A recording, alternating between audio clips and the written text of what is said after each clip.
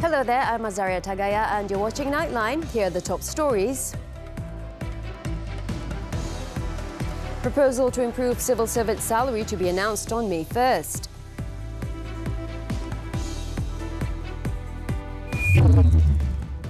And PM rubbishes claims opposition MPs must back him for allocation.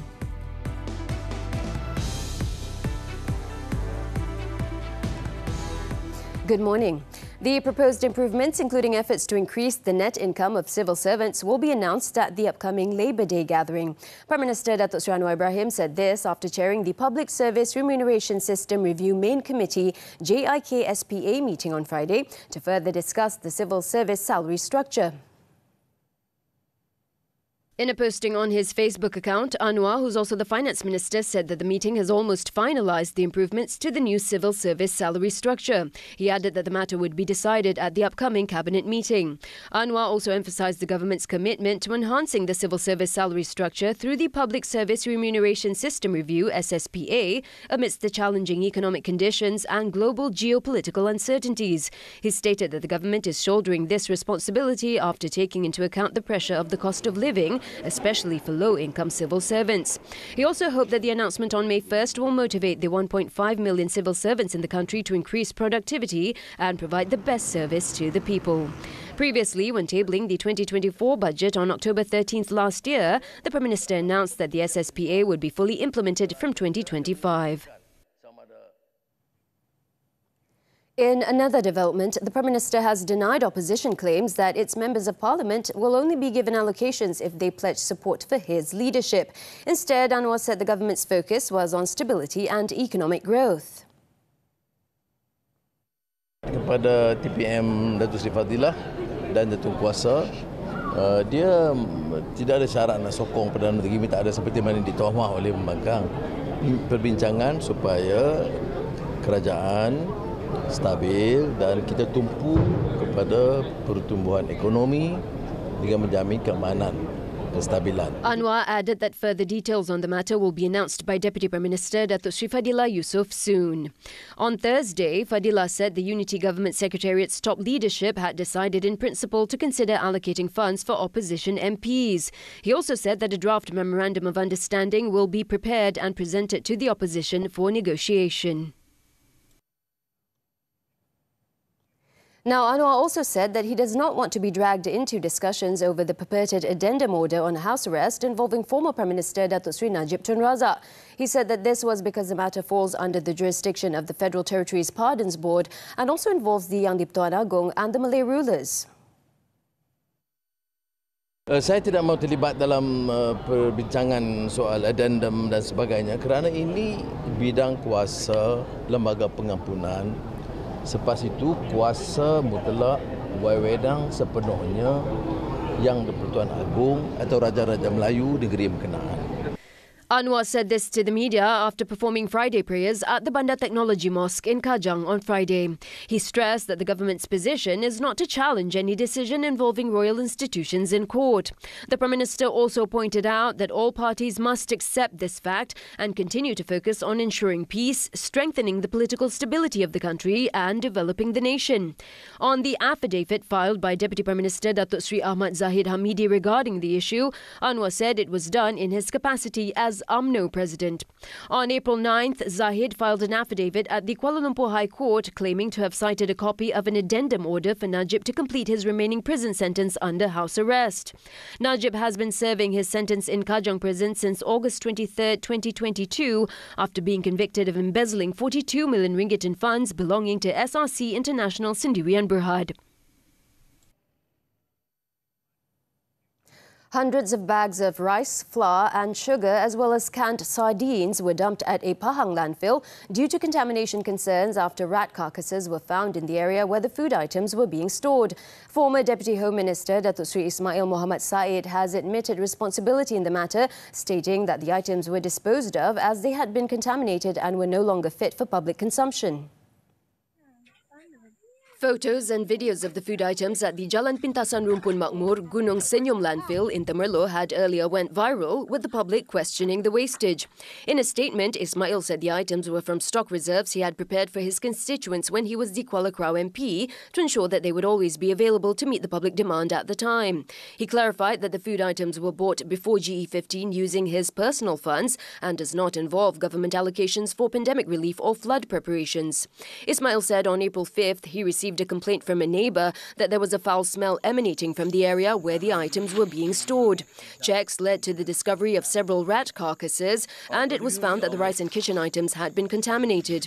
In taking full responsibility and expressing deep regret over the matter, Ismail also issued an apology to all parties for the oversight in monitoring the disposal methods.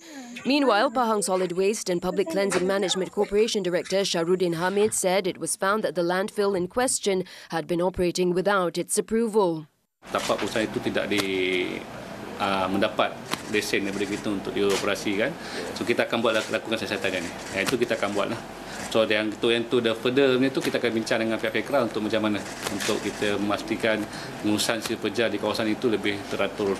An investigation is being conducted under the Solid Waste and Public Cleansing Management Act. Meanwhile, Agriculture and Food Security Minister Datuk Sri Muhammad Sabu confirmed that investigations by the Kawal Selia Padi and Beras branch in Temerloh found that the bags of rice and other food items had been damaged and were unsafe for consumption. Muhammad noted that the monitoring body under the ministry must be referred to before any rice is disposed of.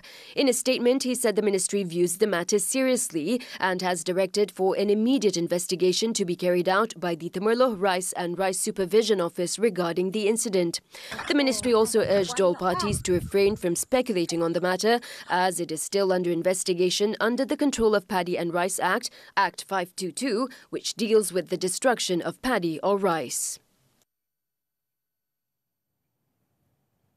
10 individuals suspected of being involved in the case related to Israeli man Avitan Shalom have been rearrested under the Security Offences Special Measures Act, or SOSMA. The suspects had earlier been detained under Section 7 of the Firearms Increased Penalties Act. Kuala Lumpur Police Chief Datuk Rusdi Muhammad Isa said the 10, including 3 foreigners, were rearrested after their remand under Section 7 of the Firearms Increased Penalties Act had expired this past week. Keseluruhan tangkapan kita ada 18 keseluruhannya. 18 daripada 18 ini 10 masih dalam tahanan kita. Tapi tahanan ini kita tahan mereka ni di bawah Section 130B jenayah terancang. Menjadi ahli kumpulan jenayah terancang 130B Kanun Keseksaan. Kanun keseksaan, tetapi dia punya prosedur tu di bawah SOSMA. He was speaking during a press conference at the Cheras Police Headquarters. Previously, the Israeli man had pleaded not guilty to 2 charges of possessing 158 bullets and trafficking 6 firearms on April 12th. On April 8th, a local couple was charged in the Klang Sessions Court for firearms offences in relation to the same case. The police have boosted up its controls and the number of officers and personnel assigned at the Kuala Lumpur International Airport KLIA Terminal 1 and 2 since Tuesday. Inspector General of Police Tan Sri Razaruddin Hussein said security controls and monitoring currently involve officers and personnel from the KLIA Police Headquarters, the General Operations Force GOF and the Internal Security and Public Order Department. In a statement on Friday, Razaruddin said the measure was part of the police's improvements to ensure the safety and public order at key entry points into Malaysia. He added that 23 officers and personnel will be stationed at Terminal 1 and 14 officers and personnel are stationed at Terminal 2 on a 3-shift daily rotation with prowler assignments at 8 entry and exit points at the departure and arrival halls of both terminals. Previously, it was reported that a man fired 2 shots, one hitting the bodyguard of his wife in an incident at 1:30 a.m. at the arrival hall of Terminal 1 on Sunday.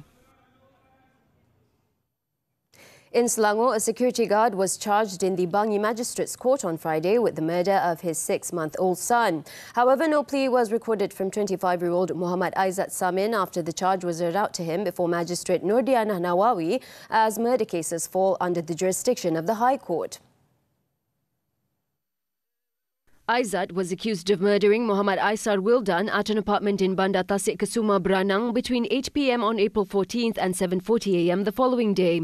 The offence carries the death penalty or imprisonment of not less than 30 years and not more than 40 years. The court did not grant bail and set May 28th for case mention. Previously, it was reported that the baby was believed to have been beaten, swaddled and had his head hit on a sofa. Aside from this, it was said that the victim had his mouth stuffed with a piece of cloth and was left lying face down in a dark room without supervision before he was found dead.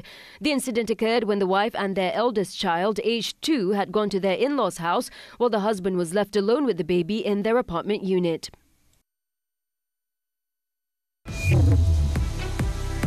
Still to come, Iran signals no further retaliation for Israel attack. Don't go away.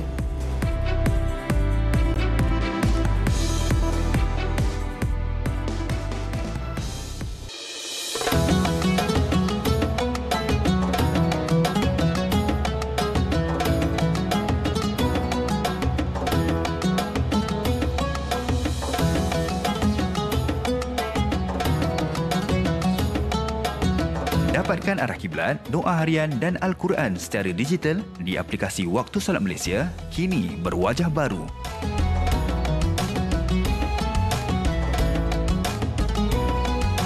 Unlock the keys to lasting career success. Explore the fine lines between stability and growth and learn how to avoid stagnation. I believe there's only one you and only you can be you. And you have to be unique. Yes. And if you're unique, that means you have something nobody else has. When you want to be relevant in the industry and stay long for quite a while, so you have to keep on reinventing yourself, reinventing your skills. Catch Women Talk on TV3, stream also on Tonton. Kepetahan wartawan cilik mewarnai dunia penyiaran. Hai hampa semua, anak dara tercekik Halkom. Assalamualaikum. Cita-cita Haziq ada banyak. Nak jadi wartawan, lepas tu nak jadi MA. Mak pesan, nak famous juga tapi pelajar is number 1. Tema ni semua bermula daripada kitchen cabinet. Saya namakan tema saya Rustic Farmhouse sebab kombinasi colour dia. Collection kita tahun ni adalah berkonsepkan klasik, tradisional tapi modern. Nona di TV3 dan stream juga melalui Tonton. Welcome back. Israel has carried out a military strike inside Iran on Friday, a potentially dangerous escalation in a fast-widening Middle East conflict that Iranian government officials have so far sought to play down. Tehran indicated it had no plans for retaliation, a response that appeared gauged towards averting region-wide war. Local media and officials described a small number of explosions which they claimed resulted from Iran's air defences hitting 3 drones over the city of Isfahan. Iran, however, referred to the incident as an attack by quote-unquote infiltrators rather than by Israel, obviating the need for retaliation. The limited scale of the attack and Iran's muted response both appeared to signal a successful effort by diplomats who have been working round the clock to avert all-out war since an Iranian drone and missile attack on Israel last Sunday.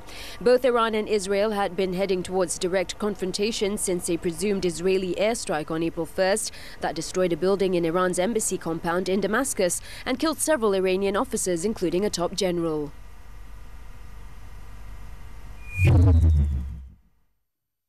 The incident has alarmed world leaders who fear that back-and-forth attacks could erupt into a broader war. Japan's government on Friday said it was deeply concerned following a reported attack by Israel on Iran that has raised fears of a tit-for-tat escalation in the Middle East. はい、現地時間4月19日、イスラエルがイラン国内に対して攻撃を行ったと報じられていると承知をしております。現時点でイスラエルが関与を認めているとは承知をしておりませんが、いずれにせよ日本政府としては現在の中東情勢を深く懸念しており、事態のエスカレーションにつながるいかなる行動も強く非難をいたします。Meanwhile, European Commission President Ursula von der Leyen called on Iran and Israel and their allies to refrain from escalation in the Middle East. She stressed that it is absolutely necessary that the region remain stable and that all sides refrain from further action. We have to do everything possible that all sides refrain from the escalation in that region. We have seen the massive attack with drones and missiles, around about 300 by Iran on Israel. It is absolutely necessary that the region stays stable and that all sides refrain from further action.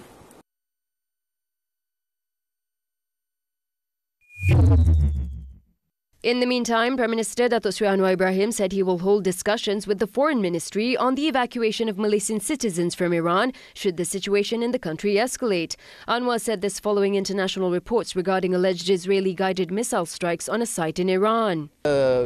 Tadi kita adakan mesyuarat, petang ini kita akan bincang sekali lagi dengan Kementerian Luar, tengok keadaan. Kalau nampak keadaan itu mencemaskan bagi rakyat, kita akan bawa balik. In light of the conflict in the Middle East, Anwar stated that the government is also urging for security to be guaranteed and for the cessation of Israel's aggressive violence, which persists due to the reluctance of major powers to rein in Israel's cruel, violent and aggressive actions.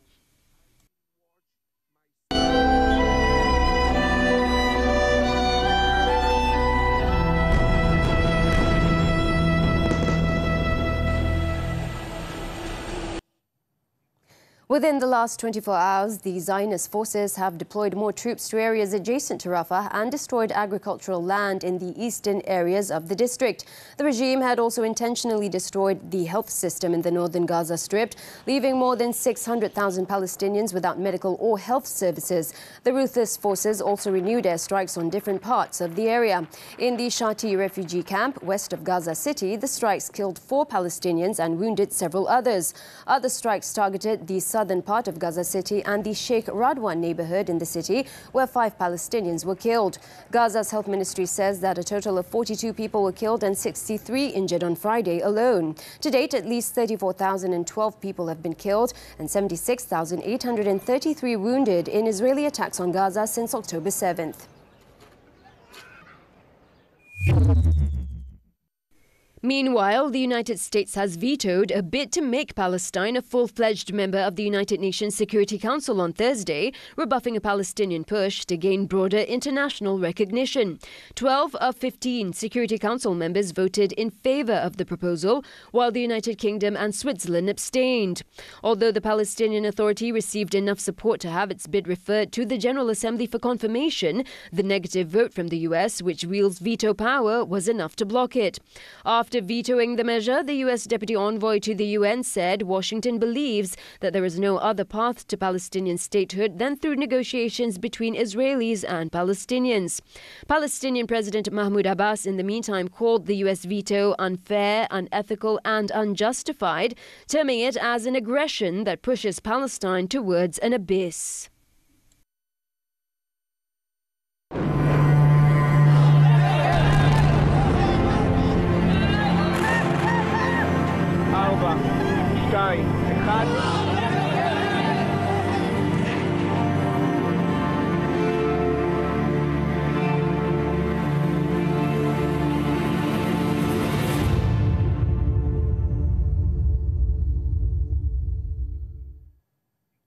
A remote volcano in Indonesia's outermost region erupted again on Friday after the crater threw up columns of smoke and lava multiple times this week and forced thousands to evacuate. According to the country's volcanology agency, the eruption at 5:06 p.m. local time sent a plume of smoke 400 meters above the peak.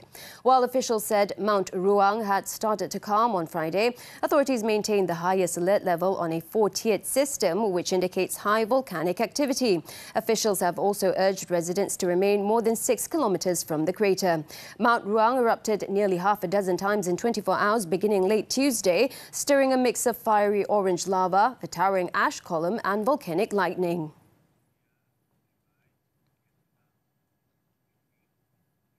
India began voting on Friday in the world's largest election as Prime Minister Narendra Modi seeks a historic third term in the office on the back of growth, welfare, his personal popularity and Hindu nationalism. The polls are primarily pitting the National Democratic Alliance led by Modi's Bharatiya Janata Party BJP against the Indian National Developmental Inclusive Alliance spearheaded by the main opposition party, Indian National Congress. Friday's vote covered 166 million voters in 102 constituencies across 21 states and territories from Tamil Nadu in the south to Arunachal Pradesh on the Himalayan frontier with China. The gigantic exercise involving almost 1 billion voters will be spread over 7 phases across the world's most populous country at the peak of summer. The next phase of the vote will be held on April 26th with 89 seats up for grabs across 13 states. According to India's Election Commission, the vote will end on June 1st and votes will be counted on June 4th.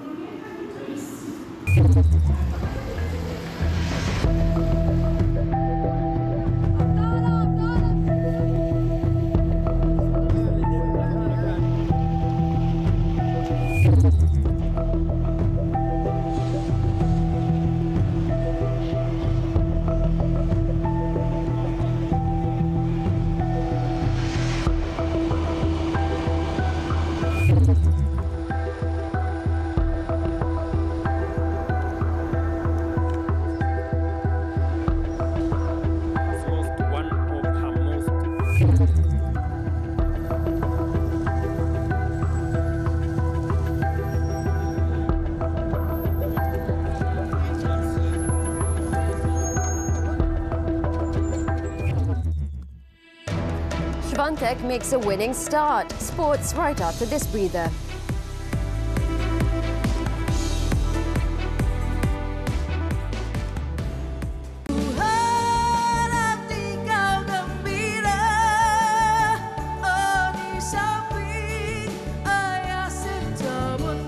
Panas ke? Angin tu orang guna kipas. Maafkanlah jika ada terlanjur perkataan. Single, saya masih single. Wah, alhamdulillah syukur. Amin berkat. Dah cukup 2 dah. Tak adalah nak balik kampung.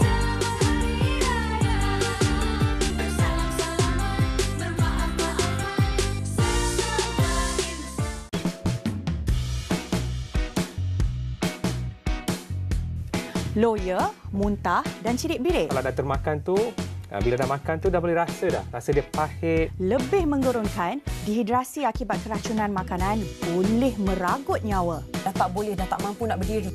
Lihat, hidu dan rasa untuk elakkan keracunan makanan. Perbincangannya di Hello Doktor, Ahad 5.30 petang, di TV3 dan stream juga melalui Tonton. Kepetahan wartawan cilik mewarnai dunia penyiaran. Hai hampa semua. Anak dara tercekik Helkom. Assalamualaikum. Cita-cita Haziq ada banyak. Nak jadi wartawan. Lepas tu nak jadi MA. Mak pesan. Nak famous juga tapi pelajar is number 1. Tema ni semua bermula daripada kitchen cabinet. Saya namakan tema saya Rustic Farmhouse sebab kombinasi colour dia. Collection kita tahun ni adalah berkonsepkan klasik, tradisional tapi modern. Nona di TV3 dan stream juga melalui Tonton. Back on Nightline Sports now, football, the 2024 AFC U23 Asian Cup. Lee Young-jun scored a brace as South Korea defeated China 2-0 in their Group B clash on Friday to seal a place in the next round. South Korea opened the scoring in the 34th minute after Young-jun unleashed a thunderous shot from the right side of the penalty box. The 20-year-old forward then put the result beyond doubt 9 minutes after the hour mark, sealing a 2-0 win and a spot in the knockout stage. With the victory, South Korea are on top of Group B with 6 points and will face Japan next.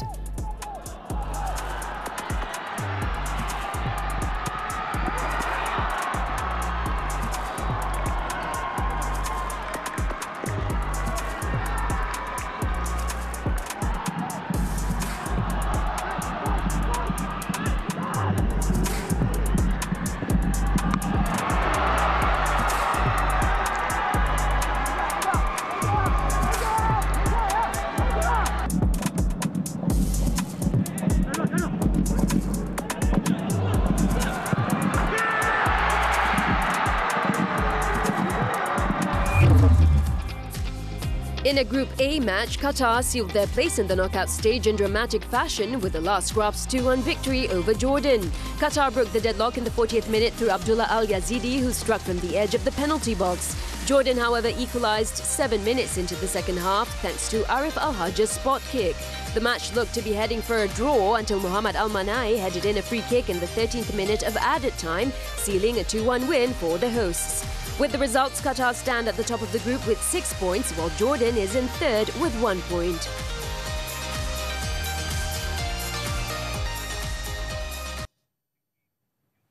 On to tennis now. The 2024 Stuttgart Open. Iga Swiatek made a winning start to her title defence with a straight-set win against Elise Mertens of Belgium in the second round. The world number one from Poland proved too strong for Mertens, winning 6-3, 6-4 in an hour and 33 minutes to maintain her bid to capture a third successive title. Swiatek will face former US Open champion Emma Raducanu for a place in the semi-finals. The 2022 and 2023 champion was making her first appearance on clay this season after a first-round bye. Earlier, Emma Raducanu produced a dominant display against Linda Noskova to move into the next round. The 21-year-old Briton, who is on a 9-match unbeaten run in Stuttgart, needed 81 minutes to claim a straightforward 6-love, 7-5 victory over the Czech. In another match, Ukrainian Marta Kostyuk edged out China's Qin Wenzheng 6-2, 4-6, 7-5 to reach the last 8. The world number 27 saved 5 match points late in the third set to score the win. She will face number 3 seed Coco Gauff next.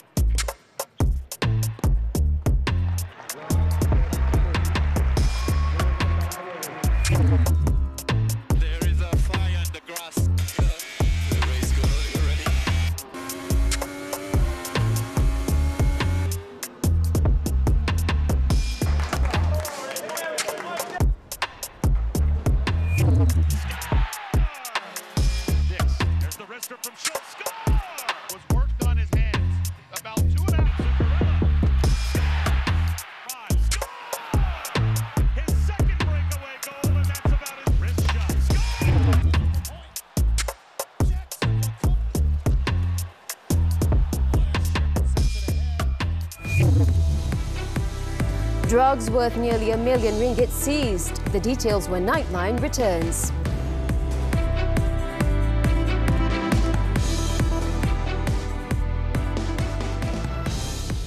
Unlock the keys to lasting career success. Explore the fine lines between stability and growth and learn how to avoid stagnation. I believe there's only one you, and only you can be you.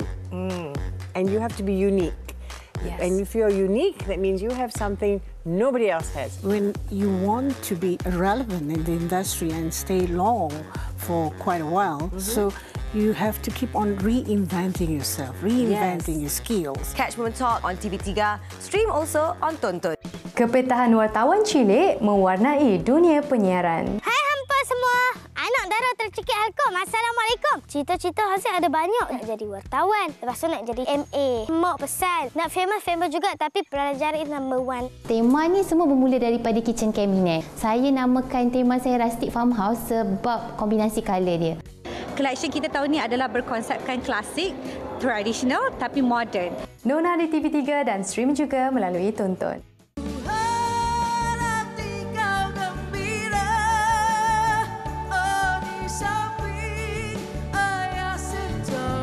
Ada cerita panah ke? Angin tu orang guna kipas. Maafkanlah jika ada terlanjur perkataan. Single, saya masih single. Wah, alhamdulillah syukur. Amin berkat. Dah cukup 2 dah. Tak adalah nak balik kampung.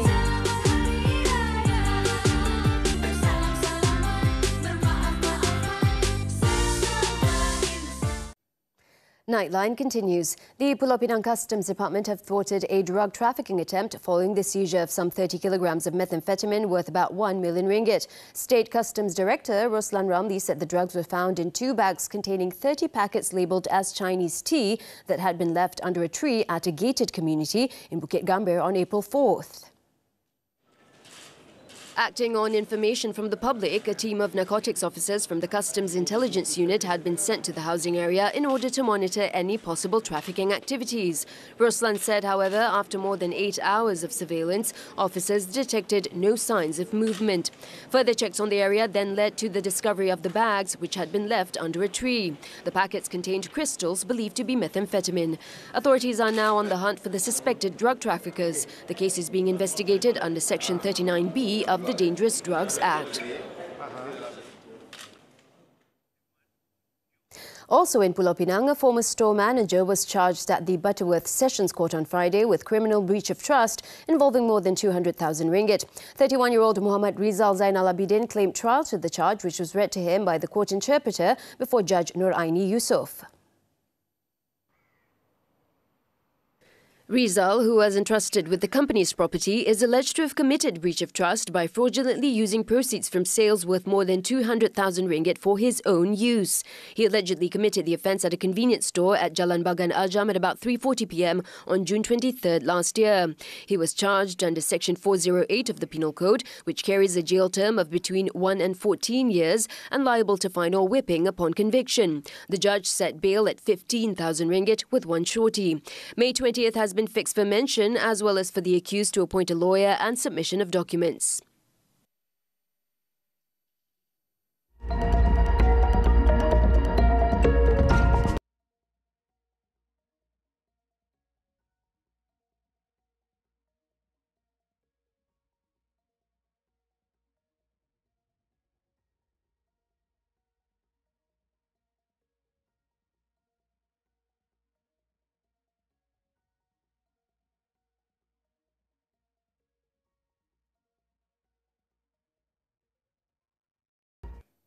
As Nightline comes to a close tonight, let's take a look as circus artists from Bucharest carried out a surprise performance at Romania's capital airport to honour World Circus Day.